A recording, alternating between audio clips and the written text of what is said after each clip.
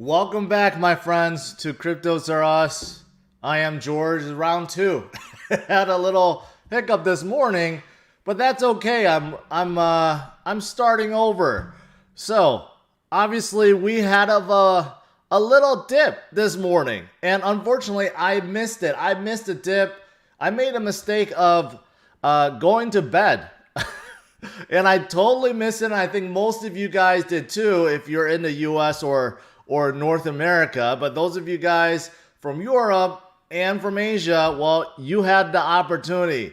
You had an opportunity, maybe the last opportunity, to buy Bitcoin below 30,000. That was quite a dip. And unfortunately, I missed it. So, of course, today I want to talk about what happened with Bitcoin. Why did it dip? Should you have bought? Should you buy now? And what's going on with altcoins since they're so strong? Is this a trend shift, or is this just a hiccup? Well, there's a lot of questions and I have a lot of answers. That is what today's stream is all about. So thanks for tuning in, guys. As always, I have these live streams every weekday and recently on the weekends too at 11 a.m. Central Standard Time. So make sure you tune in and also smash up the like and subscribe to the channel if you are new, so you don't miss out on any of my streams or my content. I actually put a good one out last night in case you guys didn't watch it. That video is doing pretty well, and unfortunately Chart Master isn't doing so well. All right, guys, let's get started, and then of course let's do some Q&A. So let me turn on my screen here. 31,000 for Bitcoin, and you could see this morning, boom, all the way down. You can see the down wick went all the way to about 27.7.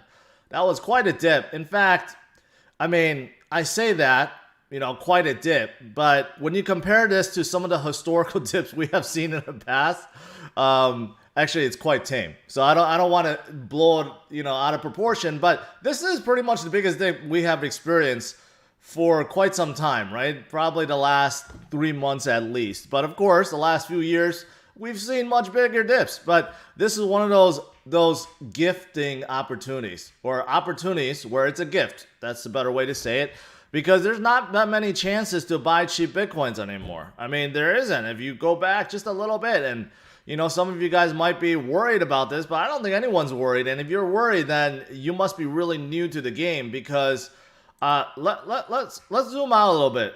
Let's zoom out a little bit and let's recap what has happened here. This is the onslaught of buying right here. That's the best way to put it. Onslaught of buying since over here kind of went sideways, and then boom. This is non-stop, guys. So just to put things into perspective, when was the last time we saw Bitcoin this low at this level? Yeah, 2 days ago. This kind of shows you, puts it in perspective, how fast Bitcoin has gone, and people are getting accustomed to it, because everyone's staring at their portfolio basically every 5 seconds, right? But it's mind-boggling to think that just 2 days ago we were still under 30,000, and just a week ago we were below 27,000, and if you go back a week after that, we were below 24,000. So like I said, there hasn't been many buying opportunities. So this one, if you were able to catch it this morning, it's really a gift, because I don't know how often we're going to see gifts like that anymore going forward, because the onslaught of buying is not stopping. Is not stopping anytime soon. But what happened this morning, you know what? It was a gift. It's actually really, really good for Bitcoin, because of how fast Bitcoin was going, right? It needs a breather. And you know what? One of the consequences of this breather is the altcoins. The altcoins started yesterday, right? Ethereum and Cardano and all these V-chains started going up in a big way. That's when, Bitcoin kind of stalled a little bit. Yet yesterday stalled a little bit, right? Today, even though we had a dip, altcoins really didn't move. At least the movers, they still held, right? So one of the good consequences of a dip is that it's actually helping altcoins. This is what I've been saying. When Bitcoin consolidates a little bit, takes a breather, some of that money flows out, and guess where it's going to? Into the altcoins. And of course, Bitcoin being so big now, with a market cap of over $600 billion, I should say, You know, some of that, just a few billions flowing out and into some of these altcoins makes a big difference. So that's what happened this morning. Unfortunately, I missed the dip, right? And I think most of you guys did. But you know what? If you did catch it, good for you. Now, I have a lot to show you guys. One that actually really explains what happened this morning perfectly. And I can't take credit for this because someone posted on Reddit, and this was perfect. This is perfectly edited. And I don't even need to, there's no sound that's required for this, but I'm going to try to zoom out here. All right, so just watch this and you'll understand. You'll just understand.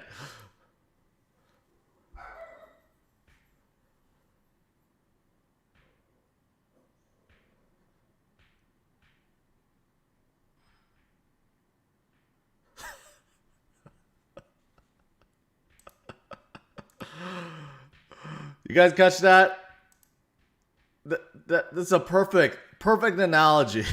A perfect example of what happened this morning and what's happening afterwards.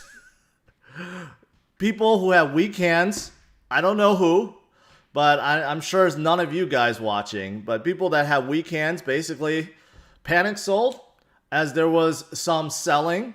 And guess what?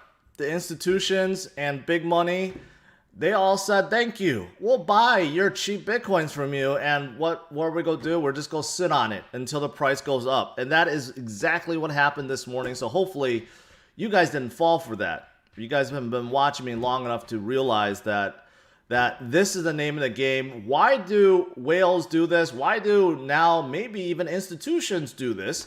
It's because they know they can, and they're trying to grab cheap Bitcoins. They're trying to drive the weak hands to sell their Bitcoins to them. And the reason for this is because Bitcoin is very scarce. It's very, very, very scarce now. I've been showing you guys statistics for the past few months now where institutions are buying 2, 3, 4, 5, 10x the amount of Bitcoin that is being produced in a single day. And that ratio only increases.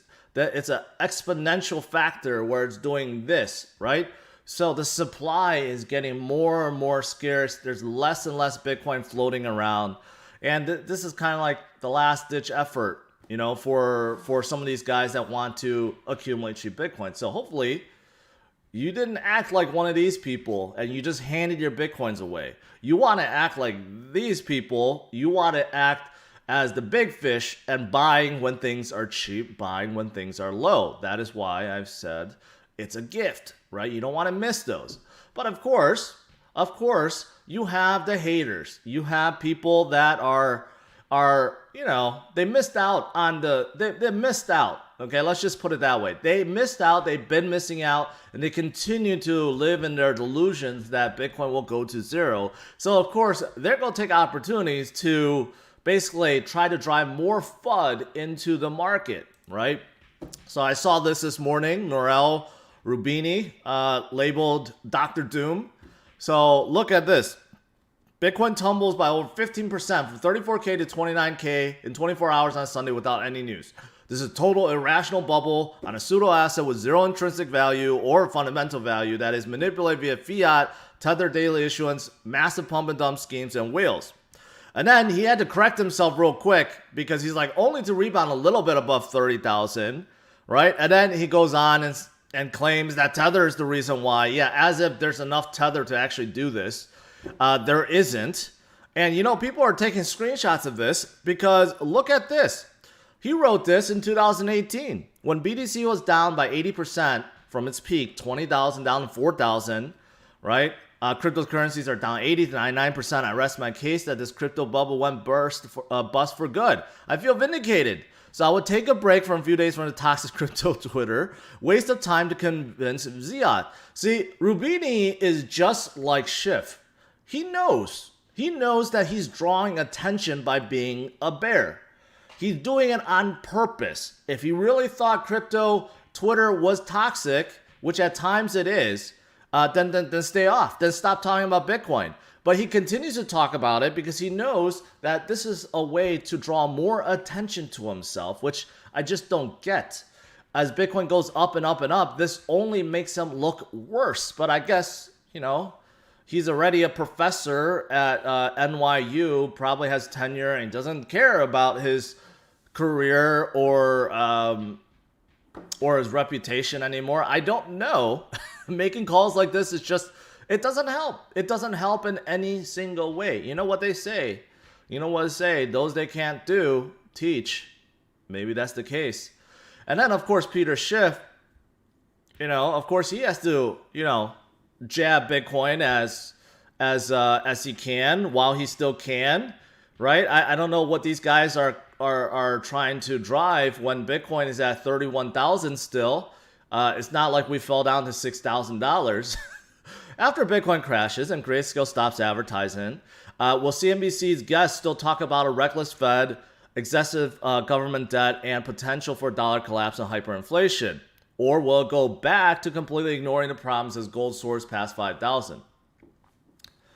Cryptopia, Brailer and I did not watch that. I should, because there's really nothing to watch. But recently I have no time to watch anything anyways.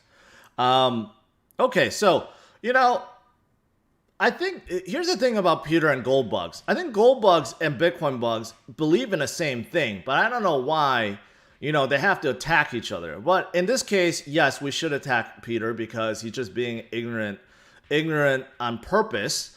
He knows the benefits of Bitcoin, but again, like Rubini, he built his reputation off of, hating Bitcoin. He can't just convert. He'll just lose his power then, right? But he's still claiming that gold will soar past 5,000. That is something that he has claimed for a long time. Do you know how long he's been claiming that gold will soar past 5,000? Can you believe? Over 10 years? 10 years?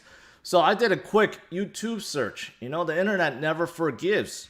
He was on Fox News talking about the same thing. Hyperinflation, the government printing, the death of fiat. Those are all things that we're still talking about today. But guess what he predicted back then? So, okay, I'm going to try to do this again. I'm going to, first of all, I'm going to show you guys this clip because it's worth hearing. Trust me, it's worth hearing. So I'm going to plug in my headset here.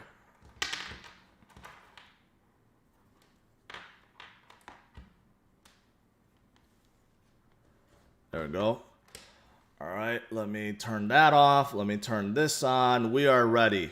So first he talks about what we're talking about right now, the endless spending. But this is back in 2010 when, the government's first bailed out the banks, right? The $786 billion to the banks. And at that time, we thought it was bad, really, really bad, right? That's nothing compared to the trillions now. But back then, it's bad. If you create money out of thin air, prices have to rise to compensate for all that new money. There is a consequence. The government is spending all this money, huge deficits. How do we pay for it? If the government is not taxing us, they're taking our purchasing power by creating inflation. That's all the Federal Reserve is doing. But they want to keep up the pretense that there's no inflation so they can justify keeping interest rates really low.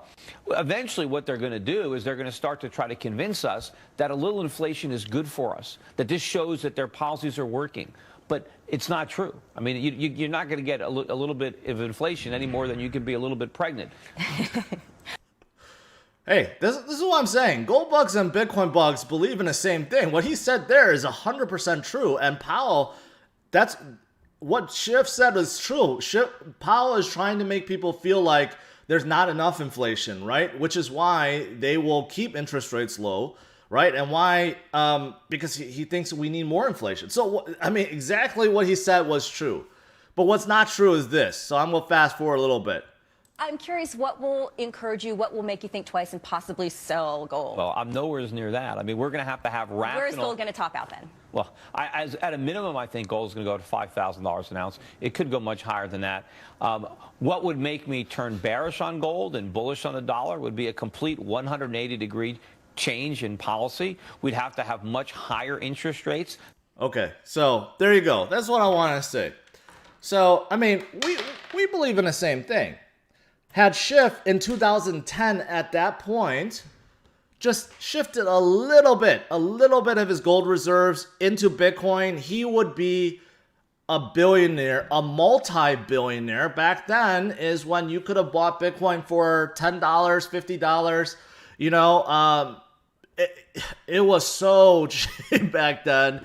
It was so cheap back then. He heard about Bitcoin back then. And Chamath in 2010, I mean, he opened up. Chamath supposedly bought 1 million Bitcoin in 2010. 1 million Bitcoin. And if he kept it, do the math. That's over $31 billion. Pretty soon, as Bitcoin goes up and up and up, past 100,000, 200,000 to $1 million, Chamath, if he has that 1 million Bitcoin, he may become the first trillionaire ever in history. And he's a young dude, right? So Schiff, he missed out on his opportunity, right? He's very angry about it, and he's still talking about gold going to 5,000 after 11 years. But had he put just a small amount of that into Bitcoin, he would be a multi-billionaire already. So this is the thing. I don't get why you have to try to dish Bitcoin, right? It just doesn't work. Bitcoin's not going to go away anytime soon. It's not going to go away anytime soon. And it's only strengthening with the declining of the dollar. So thanks to Jack Dorsey. Jack Dorsey actually posted this website. I've never heard of it before. This is the first time. So this compares the dollar to sats. How many sats you can actually buy with a single dollar. So 10 years ago, I was just making an example with Peter Schiff. 10 years ago, with $1, you could have bought a crazy amount of sats, 334 million sats. And then, as you can see, over the years has been declining. So basically, the dollar, if you versus the Bitcoin, yeah, D Moore, thank you. I mean, Max Kaiser saw the bigger picture and went for Bitcoin. I have no doubt Max Kaiser probably has like 100,000 Bitcoin too. I don't know if he has 1 million, but Max Kaiser, I mean, he got in very, very early, bought very cheap. And he said the same thing. But anyways, you can see, if you don't believe in inflation, you don't believe anything that's going on, just look at how it's valued versus Bitcoin. That's all you really need to know about, right? From 10 years ago to now, it has devalued 99.999%. To 9 years ago, 8 years ago. 8 years ago, it's 99.9%, right? Even 1 year ago, it has inflated and devalued itself 76% versus Bitcoin, right? So this is reality. This is reality. Inflation, hyperinflation is a reality, especially when you compare it to the number of sats that you can buy. You compare it to Bitcoin. This is fact. This is not false. This is fact, right? And besides this, what else is happening? I told you guys that institutions, just like this meme, right, or this animation, right? Institutions, they're laughing at this. When they go in for 5 to 10 years with their hundreds of millions and billions, they could care less about what happens today or tomorrow. They are holding for the long haul, right? They are hedging against inflation. They are hedging against this. They don't want their value to go down because of inflation, because their buying power is being cut exponentially every single year, and it adds up. So that's why they're getting involved with Bitcoin. So here's another statistic that just came out. Bitwise now surpasses 500 million as institutions flock to FOMO. Of course, we've heard of Grayscale. I've been showing you guys Grayscale for a long time. Coinbase also has their custody service, which, they haven't released numbers recently, right? But they also do this. But now Bitwise, another one, has $500 million worth of Bitcoin and crypto, right, as institutions flock in. So this is not going to stop. This is only continuing. And not only continuing, increasing. It's going up. So that is why, buying this morning's dip would have been a very good gift. But you know what? I missed it. And I think a lot of you guys did too. But hopefully, those of you guys are worried somehow. I don't think any of you guys watching is worried. But in case you're new and you're worried, this is all the reasons why you should not be worried. Now, besides Bitcoin having a dip, the overall crypto market what had a dip, but not really. So if you look at the overall global market cap, it's only down 3%, which is astonishing. And why is that? Because it shows how strong altcoins have been over the last 2 days, right? Altcoins really came up in a big way, especially Ethereum, right? Ethereum went up a lot. It's over 1,000 now. Yesterday when I was streaming, it was like 950-ish. I think it went as high as 970-ish, right? But Ethereum ETH went up to like 1,100 something before coming back down. It flash crashed just like Bitcoin down to like 800 something. Now it's back up to $1,000, which is pretty amazing. Is there any rhyme or reason for it? No. Like I said yesterday, I believe that when Bitcoin consolidates, takes a breather, that a lot of the money does flow into altcoins, and that's what's happening right now. Ethereum went up. What else went up? Cardano's up. Stellar's up. Well, Stellar's up because it's been down for quite a long time, right? But some of these are in red. I mean, they've been going up. Like Uniswap went up a huge amount. VeChain went up a huge amount yesterday. A lot of these went up a huge amount, but now they're red, so it's a little bit deceiving because just from today. But a lot of them actually did go up quite a bit. And this is another benefit, right? When you have a dip like this, and it seems like this is a perfectly normal dip. It's just a way for whales or institutions to grab some cheap Bitcoins off weak hands. But the other good effect is some of the altcoins are doing well. So yesterday I talked about how if you're thinking about getting into altcoins, you don't want to make a rash or rush decision, right? If you just go okay, I'm gonna convert all my Bitcoin to Ethereum because it's pumping, that is not the way to do it, because then you're gonna end up burning yourself. You don't want to do that. But I did say that diversification of your portfolio, if you want to get more into altcoins, if you want to dollar cost average some of your bags, which may still be in red, well, do so, right? It's actually still good opportunities. A lot of these altcoins are still down 60, 70% from their original highs, right? But be aware, this is Bitcoin season. This Bitcoin season is not going to go away anytime soon as Bitcoin approaches 40,000, 50,000, 60,000, 100,000, 500,000. This Bitcoin season is not going to go away anytime soon. But the good thing is, while Bitcoin is going up, some of these big caps and mid caps will get carried along. And then hopefully at the tail end of 2021, when you have true altcoin season happen, right, then a lot of the small caps will pick up as well. So I did say yesterday, I think a good, if you want to go some into altcoins, I would say 75-25 is a good makeup. 75% Bitcoin, 25% in alts.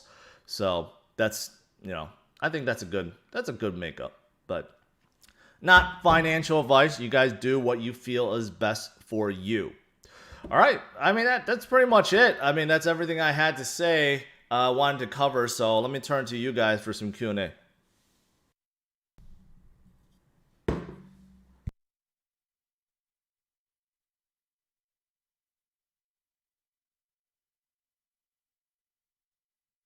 Health plan looks like he has a good story.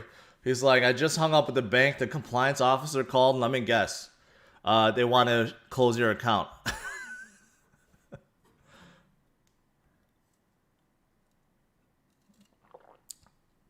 I had that happen to me too. Not to that extent though. Not too long ago, probably a year ago, I went to Chase and opened a business account. And, they want to ask all these questions about what you're going to do with that account, what kind of business and stuff, right? So I said it was on internet business, and I create a lot of YouTube videos and so forth, right? I tried to keep crypto out of it. So everything was good until the banker's like, hey, so what's the name of your channel? And it just slipped out. I didn't want to say it, but it slipped out. I'm like, oh, CryptosRUs. He's like, crypto, huh? I'm like, yeah, I talk about Bitcoin and crypto. And guess what? After I left the bank, I was waiting for documents or something to be sent to me to say, hey, it's okay, you can start using it. 2 weeks go by, 4 weeks go by, and then 8 weeks go by. I call back that Chase branch. They're like, oh, we don't know what's going on. You know, security department is looking at your thing. And then I get a letter saying, unfortunately, we can't open this account for you. And there was no reason given. And I called back to the branch. I'm like, so why can't I open this account?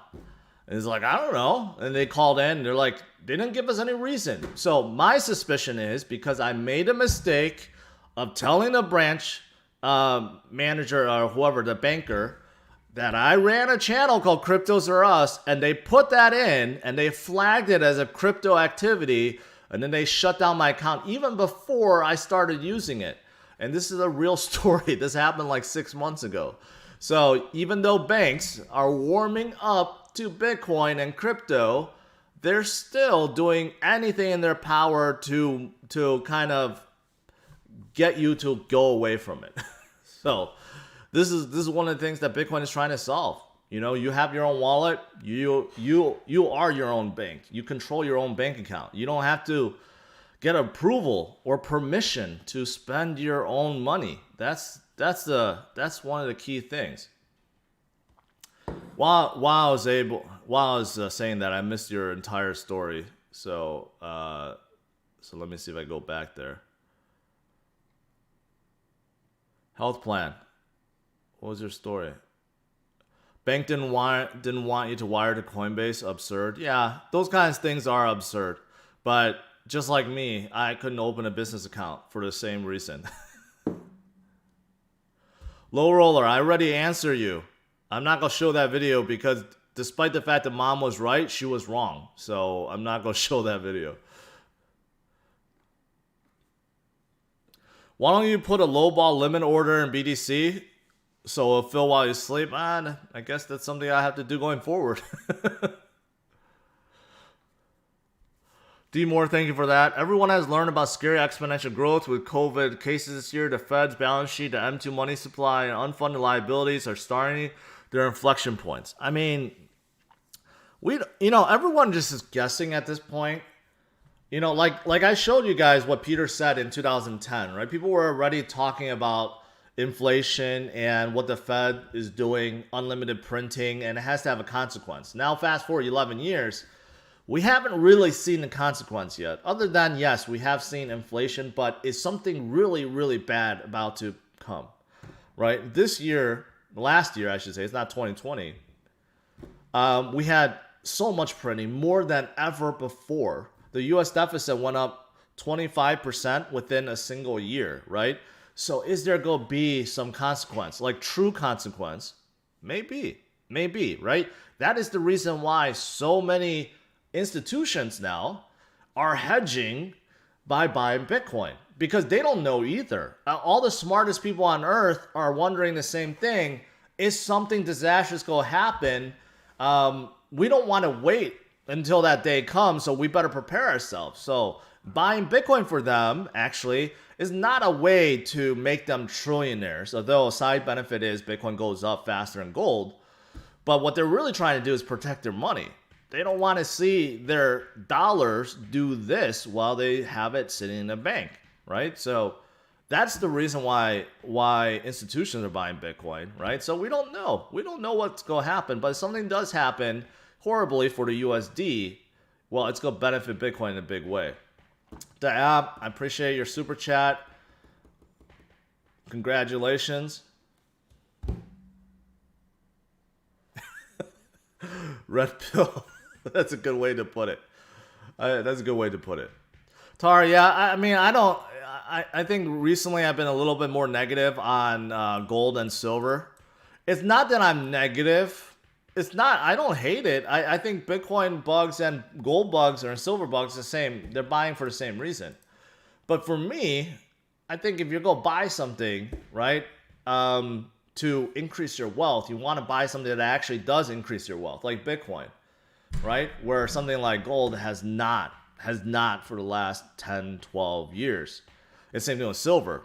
People have left comments for me saying, I bought silver 10 years ago, and I'm actually down on silver. So that's horrible. That's horrible. That's not a way to increase your wealth, right? But I get it. If you're a big, wealthy person or a big institution, you want to protect your wealth, then having a lot of gold and silver makes sense, and Bitcoin.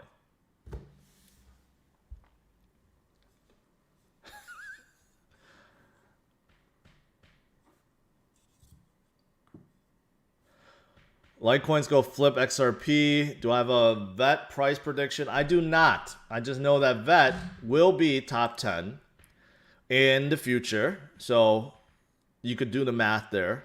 As for Litecoin flipping with XRP, ooh, that's about to happen. I didn't realize how close that was because I was still thinking that XRP was, in the 20s, 25-ish. I did not know that XRP's market cap is only at 10.5 billion. So Litecoin is about to surpass it. Good catch there. Yeah, Litecoin is going to surpass XRP. I mean, XRP just their lawsuit. I'm telling you guys, the SEC lawsuit is just bringing so much uncertainty. They're going to be like this probably for a long time. Dirty DJ, appreciate that. Glad you stuck with the channel. I've been watching since 2017. Did Binance give a deadline to convert for us? I had EOS.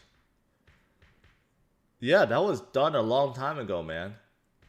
So you're talking about you still have the ERC20 tokens? They converted, I believe, a long time ago. You should look into that. I'm sure if you go to EOS, there's a way to do it. I'm sure their native wallet could probably do it. Ripple cannot print another 50 XRP. Well, at least let's get that straight. Ripple does have a set supply. It's just that 60% of the supply is owned by Ripple. So, I mean, the good thing about the XRP ledger is that there is a set supply there. But what's not so good is, if no one's using it, no one's holding it, then XRP is not going to go up. So that's honestly how it is. If you have something that has a set supply that's deflationary, right? And you have a lot of people holding it, then it could go up in value. But if you have the first two things, but no one is holding it, then it's not going to go up in value. That's just how it is. Will the SEC go after XLM?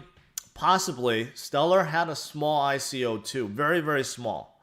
So it's like 20 or 30 million. So it's not a big deal because it was held so long ago.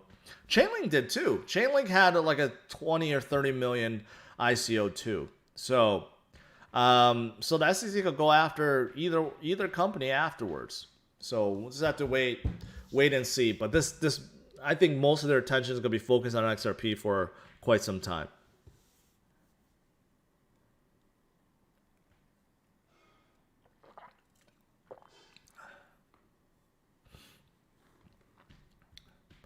Peter asked, don't you feel like ETH is significantly undervalued given its potential to capture the huge multi-trillion derivatives market?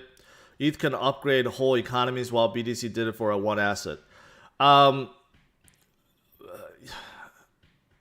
If you're looking at it that way, I guess, yes. But that's the same thing as saying XRP is significantly undervalued because it could take over USD as a bridge currency between all countries. That's if you believe that's going to happen, which is why people think XRP is going to go to $589. If you believe basically all of the derivatives market, like everything out there, is going to shift to Ethereum, then it makes a whole lot of sense. But it's very, very, I think it's way too early to make that call. So, there's a lot of competition now.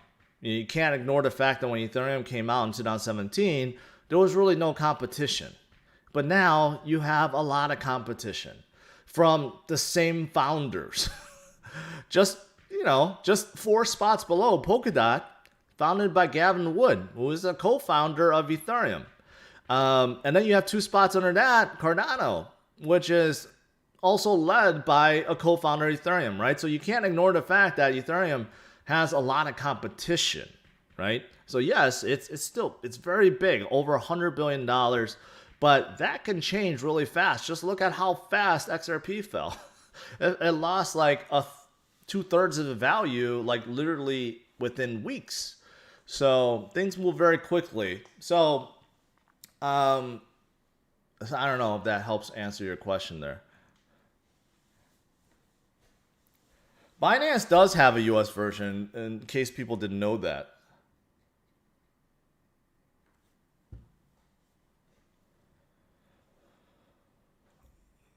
Binance did give customers a deadline, although they didn't really stick to it until recently. So you should move everything out. They do not allow deposits anymore, and pretty soon they claim they will just lock your account. So you should move out ASAP.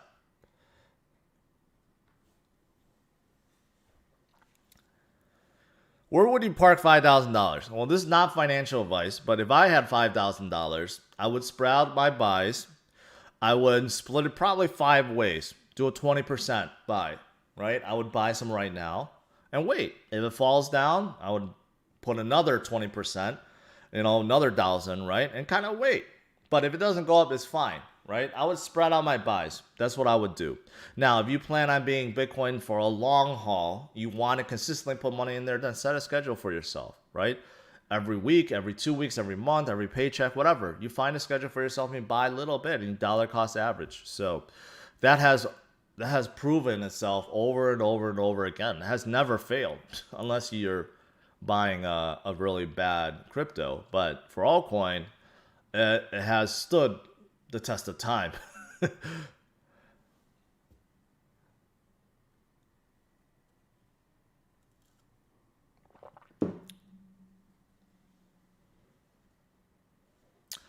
Samuel, I think a lot of people missed the dip, including myself, because most of us were sleeping, right? But it's okay. It's okay. Missing the dip is fine, right? As long as you held, you didn't panic sell. That is the absolute worst thing you could do. And I'm sure a lot of newcomers in this space probably joined in because they're new to this space. But, I'm just going to play this again just to show you guys, because if you panic sell, this is exactly what happens. This is exactly what's happening.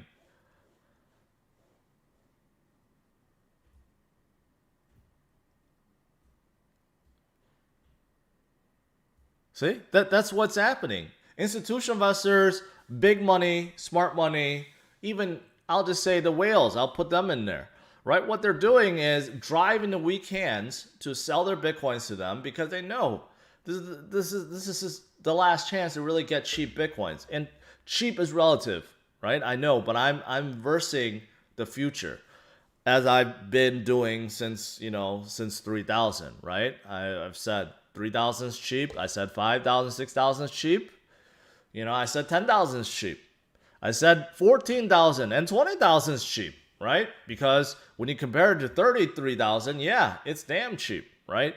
So that's the thing. And, I've been showing you guys supply, demand, demand just keeps going like this, and supply is doing this, right? So what's going to happen? The price is going to go up. So don't be a weak hand.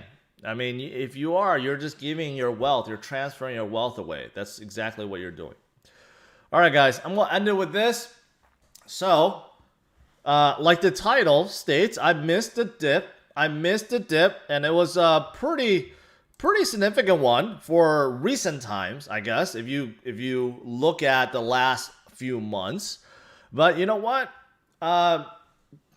Those of you guys that got in, you took advantage. You set a buy order when you went to sleep, or if you're from Asia or Europe. You know what? You did it right. Bitcoin is this gravy train already left the station. It's never gonna go backwards anymore. It's only increasing, and you know what? We're gonna see much better days forward. But it's good that this actually happened, because we know Bitcoin has just been on an absolute tear. Right? Absolute tear. It needs to take a breather sometimes. And when it does, there are a lot of benefits. For one, you could have bought cheap Bitcoin. And two, you're seeing altcoins benefit in a big way as well. So it has a lot of benefits. But I do expect this will go away pretty soon. I do expect as we head into this weekend, we're going to be above 34.5, right? And this weekend, we could possibly see the same kind of pump we saw the last 2 weekends. And I believe those pumps are actually from players like PayPal and Square that is actually out of Bitcoin. They need to replenish, which is why we see such big jumps over the weekend. But we will see. All right, guys, thanks for tuning in. Make sure you smash up the like, subscribe to the channel if you are new. If you didn't watch my video from yesterday, by the way, which I posted one about Chartmaster. So if you didn't watch that, make sure you do so after the end of this video or end of this stream. All right. See you guys tomorrow, same time, 11 a.m. Central Standard Time. All right? Take care, guys. Bye-bye.